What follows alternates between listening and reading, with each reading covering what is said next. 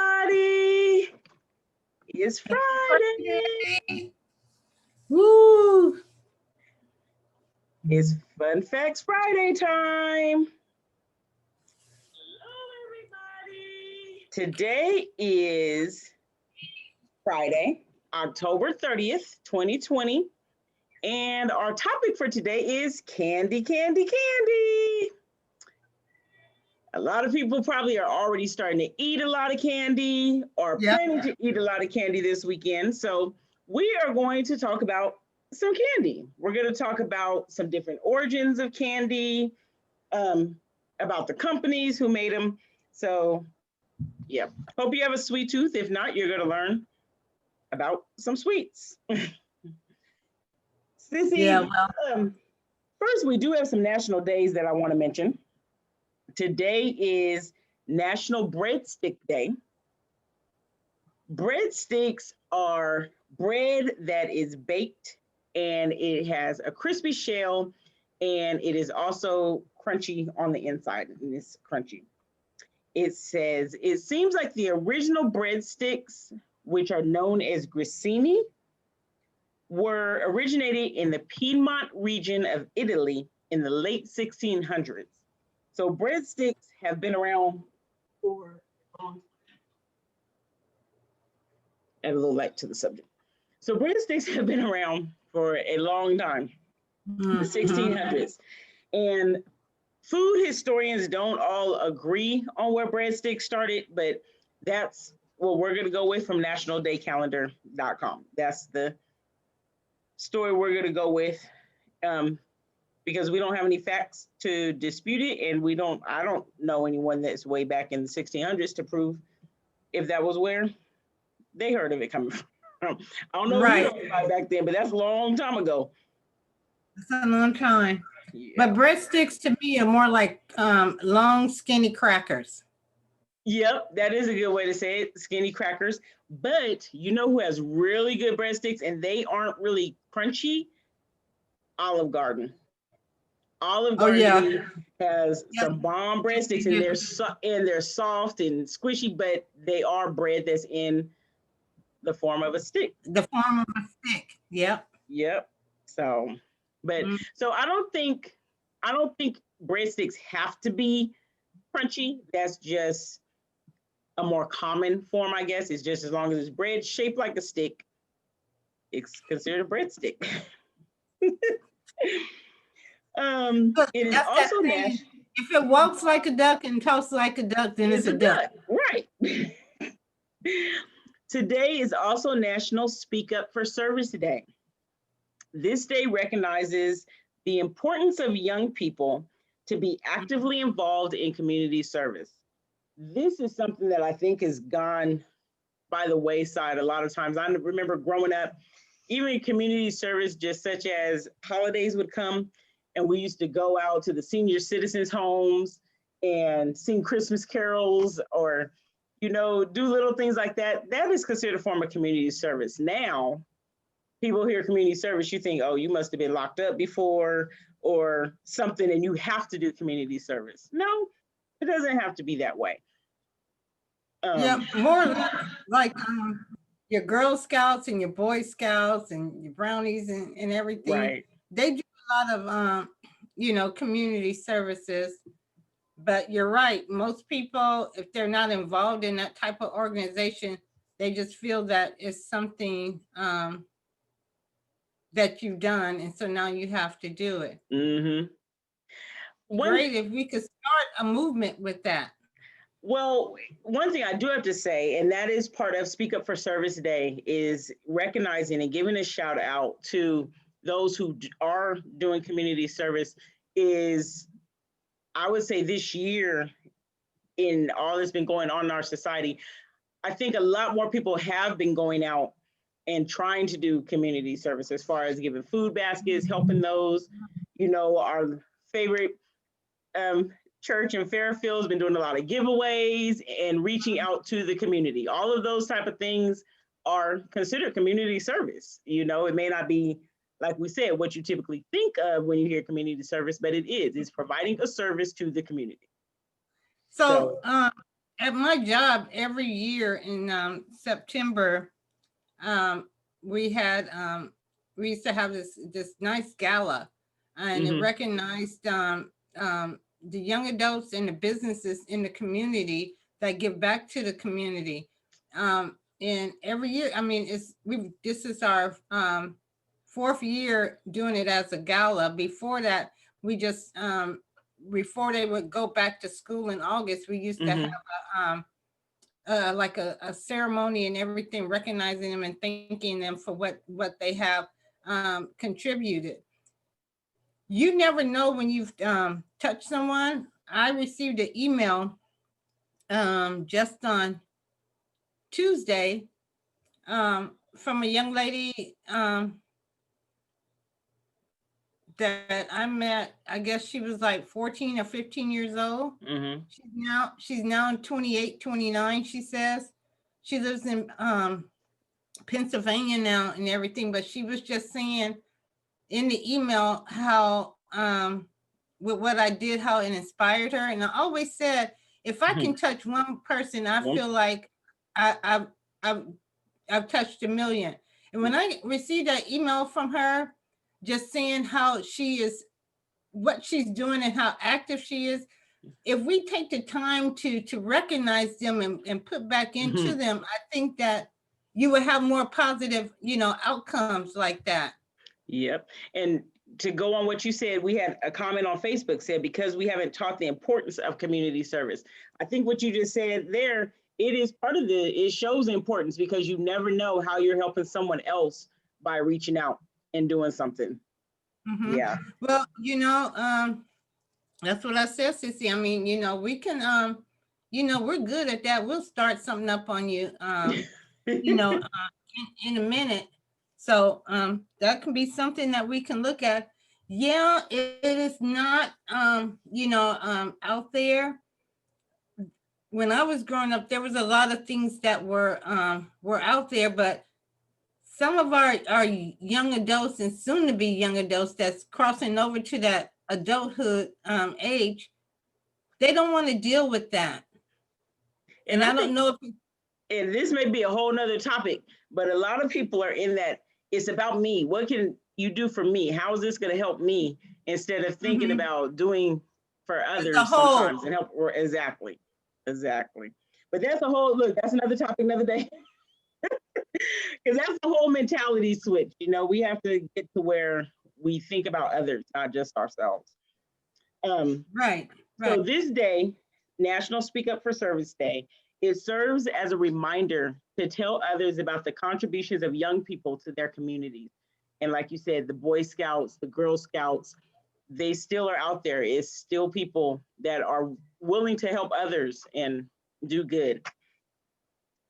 It is also National Candy Corn Day.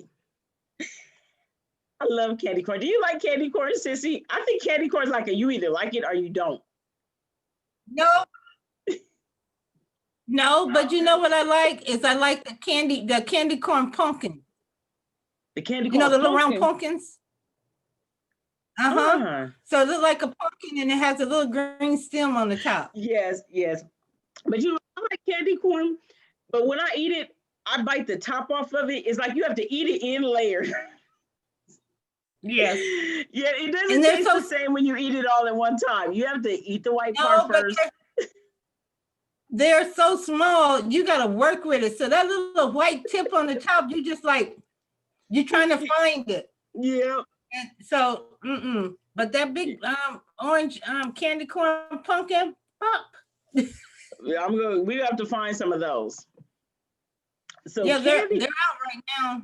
Oh yeah, it's definitely, it said like how the Easter bunnies, the peeps are significant with Easter. Candy canes you see at Christmas time. Candy corn is a positive mark that fall is here. We're in the autumn harvest season. And because it is candy corn. It was first marketed as chicken feed because it looked like corn, which is what they fed the chickens. The Wonderly Candy Company began making the world's first tricolor candy in the 1880s. Like I said, it was first marketed as chicken feed That's the name of it, chicken feed. They weren't really giving it to the chickens. It was made from honey, sugar, and cornstarch. It says more than 35 people, more than 35 million pounds of candy corn will be produced this year, or about 9 billion pieces. Now, I don't like candy corn that much. There's no way in the world I would eat that much candy corn, but that's a lot of candy corn. 35 million pounds of candy corn. But Yeah, that's so that shows there's enough people. There's a lot of people that like candy corn if that much is being made. And that's just in this year. You know what though? But candy corn, I don't know if they necessarily like it, but it's like a staple, you know. They've been getting it since they were young, and now they're adults and everything. So they're passing on. So you got to get, you got to get candy corn. You know, in certain seasons, there's things that you have to get. Like eggnog. Oh yeah, I got some in the freezer right now. I seen that buds in there, and I was like, oops. Yes. Now, I don't know. I'll admit I have had a taste for candy corn, like other than the fall, but it is something you look forward to. Mm-hmm. Well, you know who good candy corn though is Jelly Belly, and Jelly Belly. I think just I don't think I'm picky. Like I think we talked about one time about jelly beans. How I do prefer Jelly Belly instead of regular jelly beans, but I'm not picky when it comes to candy corn. Well, I don't think I've had a bad candy corn. Try some Jelly Bellies. It'll change. And I'll be hooked on Jelly Belly candy corn. Even though I get the pumpkins though, but I get a couple. I asked for a sample, but they're not doing that right now. But they have some good candy corn. It has flavor to it. Okay, we'll have to try Jelly Belly candy corn. Wonder how many times we could get a sample. Live from Jelly Belly. You know they have a Jelly Belly stand in Safeway. I wonder if they have the candy corn in there too. Might have to go check it out. Well, probably so. But why are you going to go to Safeway when you got the factory right in your back door? True. See, acting, forgetting we have a whole tourist spot here. So that is candy corn. We are going to go through some more candy facts, and these come from snackhistory.com, skittles.com, haribo.com. So one of them, I did an informal poll, and one that came up several times was Reese's. Reese's were pretty popular, and it wasn't even just the Reese's peanut butter cups, because there are a lot of different types of Reese's products now. Reese's peanut butter cup, the original peanut butter cup, was first created in the year 1928 by Harry Burnett Reese. He made the cups, the regular cups, but now we have mini cups, regular cups, king size cups, the thin cups.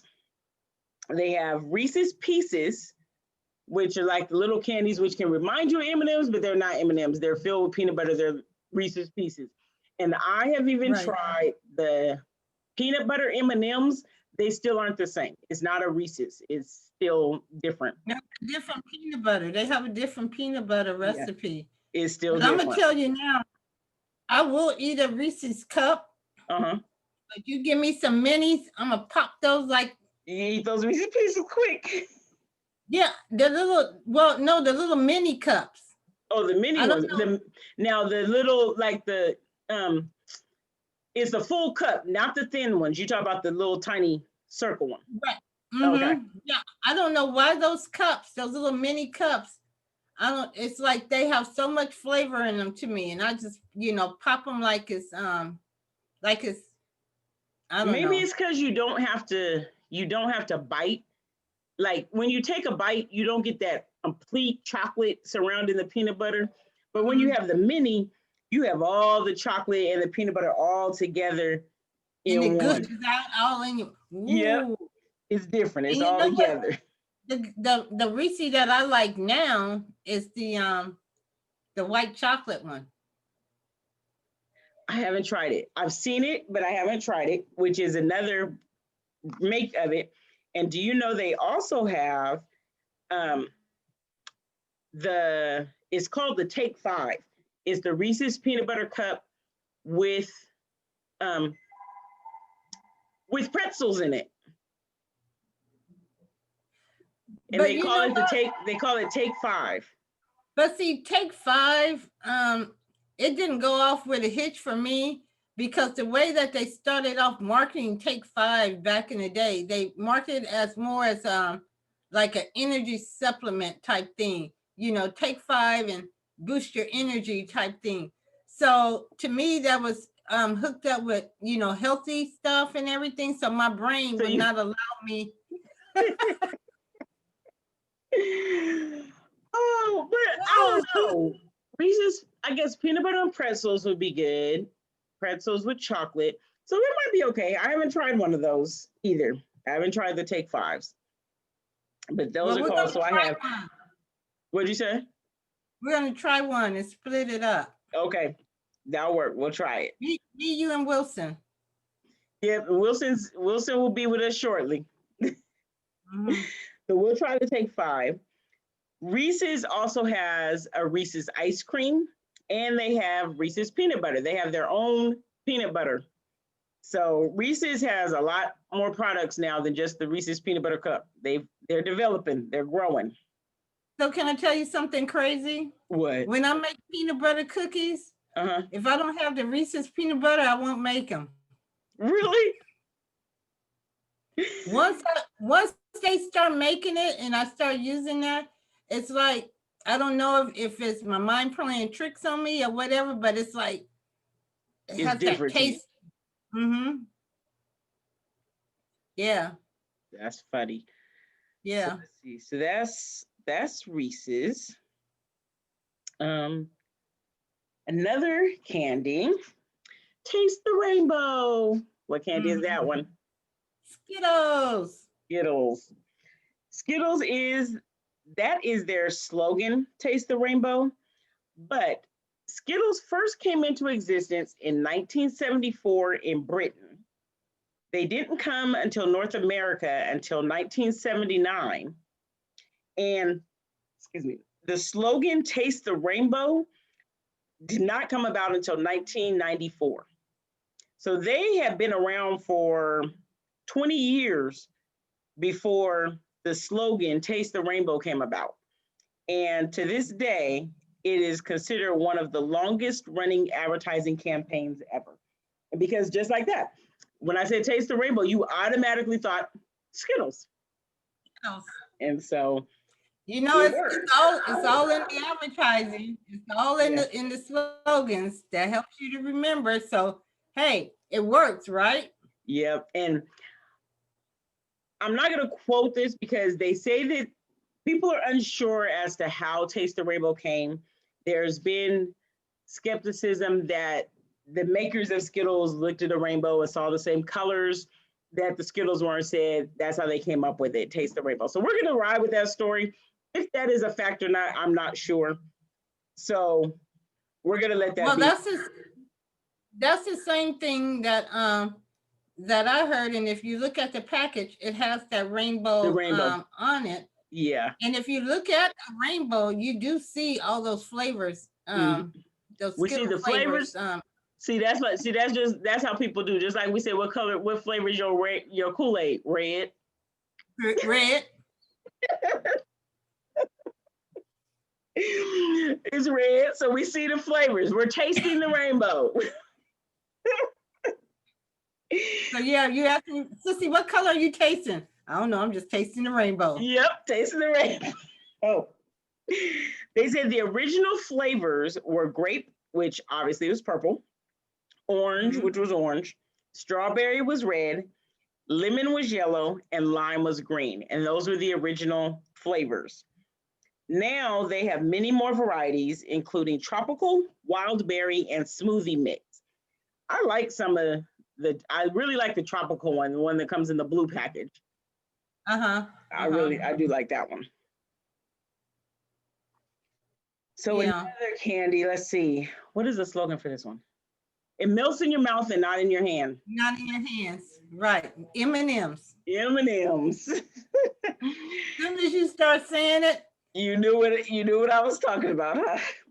And if you notice, there's a lot of similarities between M&Ms and Skittles. They're both round shaped candies, but one is fruit, one is chocolate. They both have a letter on them. The Skittles has the S, M&Ms has the M's. But trust me, the taste is not the same. That fruity taste is No. not the same as the chocolate taste. no.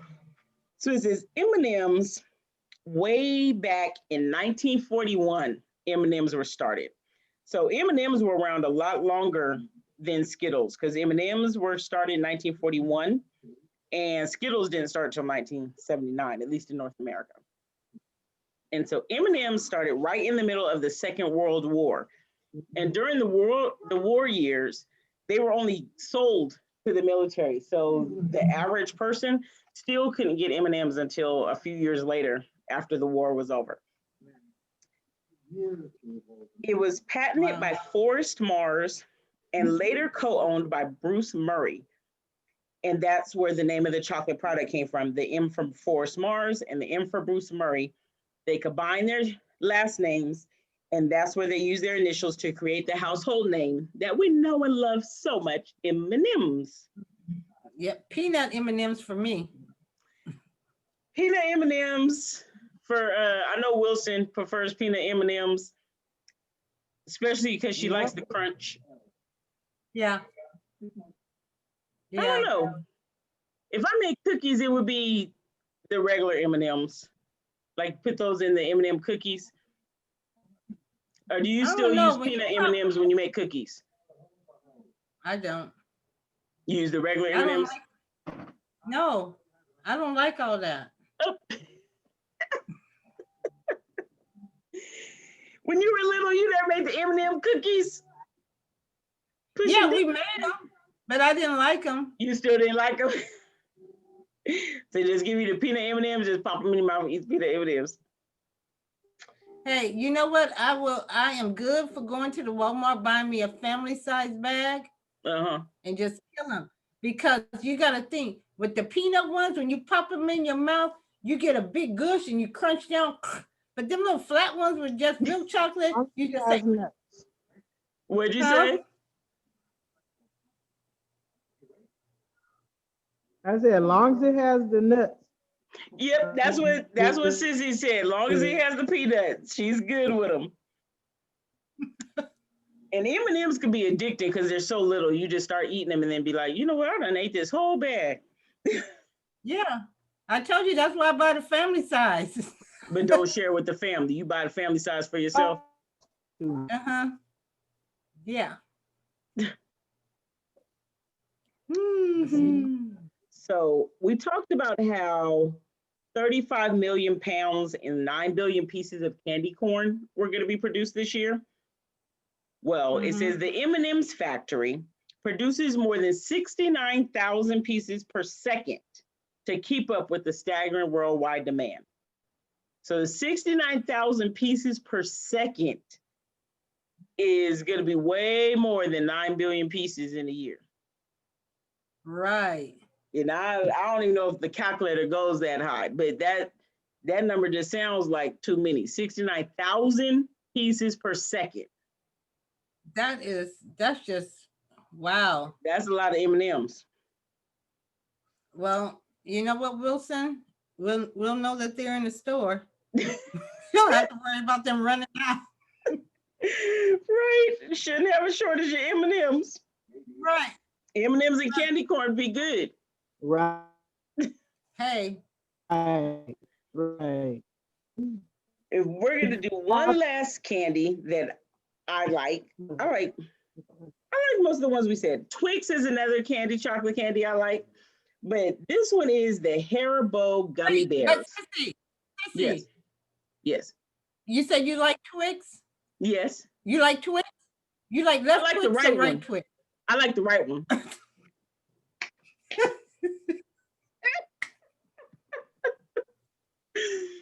You know, I asked somebody that today and they said, is there really a difference? And I was like, But to give them credit, it was a little kid. And they said, is there really a difference? Is there really a left one and the right one? I said, yeah, you have to look at the package. Right. But isn't that funny how, like Right. you said, how advertising and psychologically, you might look at that package and really think, you know what, this one does taste different than the other one.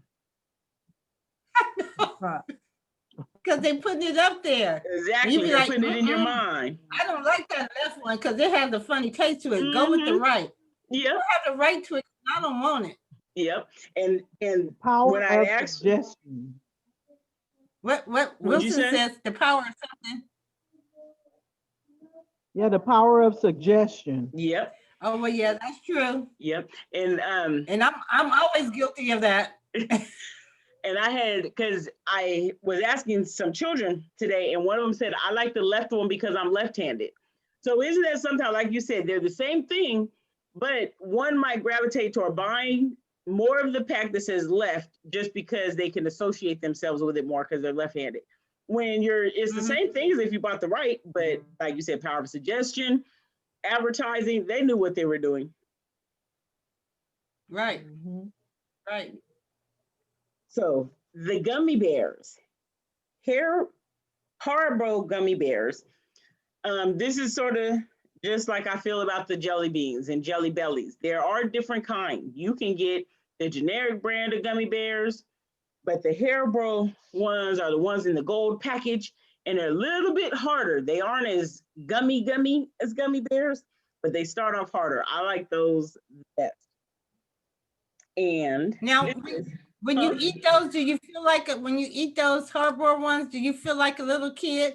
You know, in the commercial when they sitting there and they're grown up. I know exactly what commercial you're talking about when they all turn into the little gummy bears, talking to the little kids. Right. No, I don't think so. I'll probably think about that commercial now next time I get some. So Hans Riegel founded Haribo, and the name actually came from the city where he lived and his name. He combined HA from his first name, RI from his last name, and BO came from the city that he lived in. So he put it together, Haribo. And he founded that company on December 13th, 1920. So he did this perfect time for Christmas candy. And I wonder if you remember how people made fruitcakes and it had the jellies in there. I wonder if that had anything to do with his idea for coming up with the gummy bears around Christmas time. Because I remember my Papa used to make fruitcake. I don't know if he made them or if he just always had them, but it seemed like it was around Christmas time. Yeah, that's when that's he when made them. He made them. Okay. He made them from scratch. I remember he always used to have them around Christmas time. So yeah, so I wonder if this Hans Riegel got that idea of, let's just take them and sell the candy separately and came with the bears. Who knows? But his wife Gertrude became the company's first employee in 1921. So he worked this by himself until his wife became its first employee in 1921. And it says the gold bear, the Haribo gold bear, which is the bear we're talking about in the gold wrapper, made his debut in 1922. Wow. Yeah. So those are just some of our favorite candies and top candies that in our informal polling and survey that people seem to like. Like I said, Reese's was one of the #1 candies. And then a lot of people said chocolate, just in general, chocolate with nuts. So candy is something I think will be around for a long time. Yeah, well, I'm a chocolate with peanut butter, but I just don't like any peanut butter cups. It has to be Reese's. And I prefer the mini. I prefer the minis. I don't care for just chocolate on its own. It does have to have some type of nut in it, whether it's almond or whatever. Like if I get a Hershey bar, I'm gonna get the almond. I don't care if it is only 3.5 little almonds in there. So when you go to See's Candy and they offer you the sample, you want the sample that has the You know, nuts one in it. thing, Right. And I tell them that too. Go I ahead, have no, Wilson. you know, one thing I read about the chocolate is that they Mhm. have a lot of visitors in the chocolate. You know what? I read that before, and it has not stopped me from wanting to eat some chocolate. it has what? Some visitors. Look, Yeah, thinking. I've heard that too. That in the factories and stuff, that there's sometimes a They lot of come through attractions to the sweet, to the chocolate, to to the the chocolate. chocolate. So much so they eat.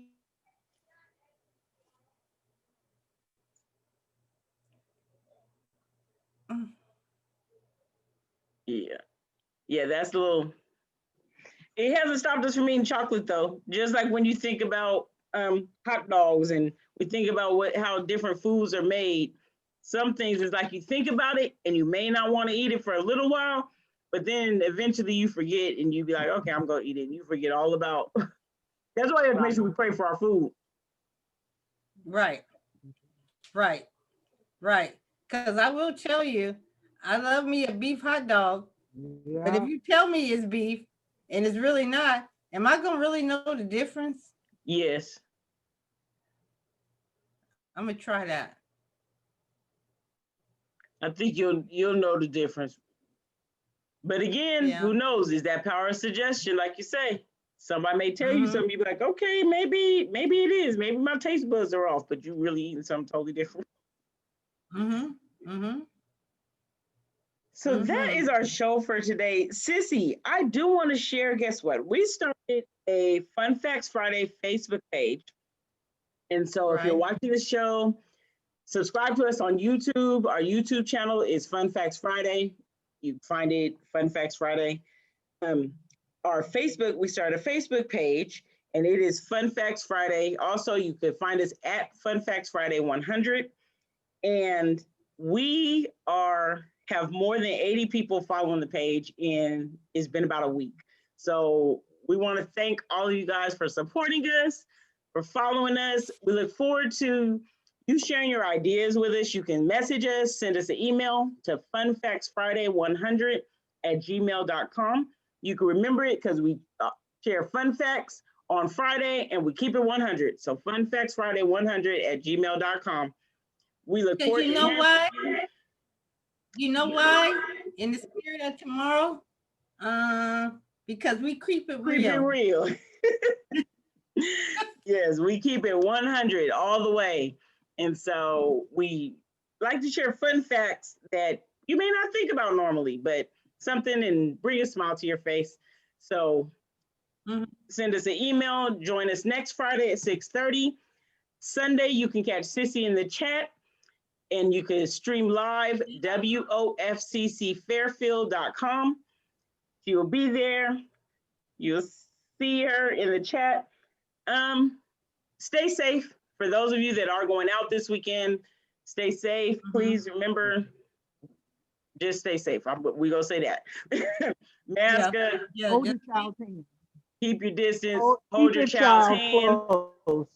Yes, keep your children close to you. You know, it's a lot of crazies out there. So stay safe. Keep your families with you. Tell someone, take them in and tell someone you love them, but mean it, you know. But you know, reach out to those who you may not have talked to in a long time. Just send them a text, send them a call, message, something, say hi. You know, it's a lot going on. Everybody can use a smile and a good word. Right. So I'll call you tomorrow again. Okay, I'll call you in a couple hours, tell you hi, make sure you're smiling still. Okay. Wilson, did you have anything you want to say before we sign off? She's saying deuces. Wilson said.